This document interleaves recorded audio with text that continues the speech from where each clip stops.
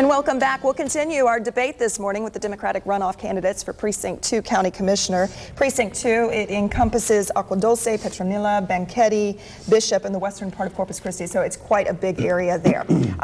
We ended with JAG over there, so Gloria, I'll begin with you by asking you this question. You've been accused of being what's part of, well, it's often referred to as the Ortiz political machine, if you will. Are you an Ortiz candidate? Am I an Ortiz? I'm a Gloria Caceres candidate. I run in my own name. I don't have anybody else's name on my sleeve. I am Gloria Caceres, and I am running for county commissioner. Does it help to have that backing? Well, you know, it always helps to have everybody's backing. You know, I work very diligently to elect a lot of the Democrats. Just about every elected official in the county courthouse, I have helped get elected. So you can call me a person that's with Ortiz, or with Nanette Hassett, or with Jose Longoria, Marisela Saldaña. You know, I've helped them all. You know, so I think if I was to have everybody's help, like I have helped them, I think it would be great. I can succumb and I can become the next county commissioner. So Ortiz, Saldaña, any of the names of the Democrats, even Joe. You know, I've helped Joe. You know, in his election. So I think I am me, I am Gloria Caceres, and I run as me. Jag, let me ask you on the flip side of things here, that you've got the support of the Noyola family. Are you a Noyola candidate? Well, I didn't support Jesse when he was running because I was running. Right, but so, now Jesse is supporting you, correct? Well, no, I don't know about Jesse. Jesse stays in the middle. You know, I got the support of all the Noyola family members. Jesse has not really said yes or no, and he said, I'm going to stay in the middle with my commitment, as I indicated. So, and I respect that from Jesse, you know, but I also respect the fact that all the family is supporting me. You know, I'm a candidate that, you know, I'm an individual candidate. I mean, I don't belong to any special interest group. Nobody's pulling my strings, you know, and I think that the people know that. The people know that I'm an individual candidate. I'm a candidate that, you know, I'm not answering to anybody else, and you can tell by some of the ads that are being run, you know, where I belong to a group or not, or who belongs to a group or not. Let's talk about the issues in Precinct 2 now, and get rid of the political background information there.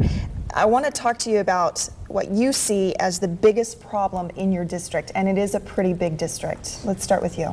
It is a very big area. In fact, if I may, you know, in the area that I would represent, there's quite a bit of rural area. So. A problem in the Precinct 2, well, first of all, the thing that we want to make sure is managing the money, right? We want to make sure that we stick with the budget and take care of that budget. But as far as big issues, a problem in the precinct, I would just have to say drainage. You know, that's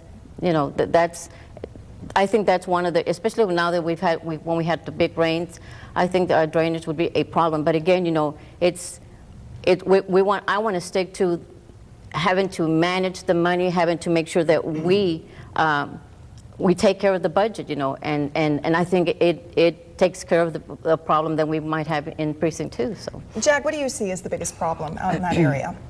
Well, I agree with Gloria. Drainage is one of the biggest problems, but I think that we need to come inside really and look the inner revenues. Revenues are not coming in like they're supposed to.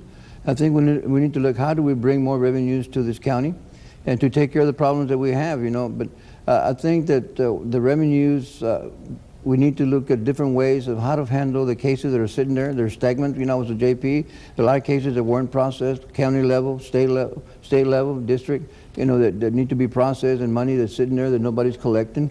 You know, I think that we need to be managing our money a little bit better than what we're doing now. So I think that we need to internally start looking, how can we bring in more revenues to this county and take care of the problems that we have. And the rural areas is one of the major problems we have, but I think internally we need to look at how can we generate more revenues, and I think I have some very good ideas for that. Well, it's been said that here in South Texas that politics can be often referred to as a contact sport. It's a blood sport. There doesn't appear to be any love lost between the two of you. Am I correct in saying that? Well, sure. Really? Very agree. competitive. Very. Well, they're very competitive. I agree. All right. I'm going to give you each a moment to do a closing statement as we wrap things up on this debate, and I'll begin with you. Well, Katie, thank you so much. Again, you know, I am the best qualified person for this job, and because I'm a good steward in managing your money. My opponent says that he talks about $35 missing, misappropriated, that there's no misappropriation of money, but there was a lot of money that was diverted, you know, in lieu of fines and money that was given away that shouldn't have been. That he has broken the law, and he's been sanctioned by the state. The state has sanctioned Joe Gonzalez on judicial conduct, and I think he owes it to the public, he owes it to us taxpayers what's in that sealed document. I think we all deserve that because we're all our taxpayers. He sat there as an elected official and abused the office, and I think he owes us an explanation on why he does not open those or that sealed document. He needs to do that. I'm going to have to cut you off because we're out of time there for that closing statement. We'll move on to you for your closing statement. You know, it's funny that my opponent talks about that way, but, you know, because she's been hiding things from the voters, you know. She has always said nothing is wrong, but, you know, if you look at the court records, they don't lie. You know, she double dipped, you know, she collected them from 2 agencies, from the Social Security and from her ex-husband, and never paid it back. This is what it's all about. It's not about paying child support. It is about collecting on 2 different agencies and not paying it back. It took up to 2006 to go to court. It's the documents don't lie. Court records do not lie. You know, to make Gloria forced my candidate to pay back $11,000 to her ex-husband and plus 6% interest. But I'm telling you now, as your candidate for Precinct 2, I want to be there for you. I want to work for you no matter who you are, veterans, youth, seniors. I want to be there for you. It's not about who you are, individual, or about women or men or you. It's about everybody. You know, my job as a commissioner is to serve every individual in this community, and I intend to do that.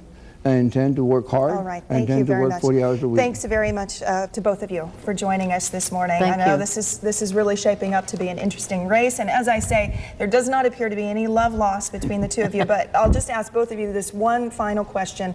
Whomever wins this runoff election, you're not necessarily a shoo-in for the position. You still have to compete in the general election against your Republican candidate there. So with that said, whomever wins the runoff, would you endorse the other? Would you endorse Judge JAG if he wins? Let him answer first.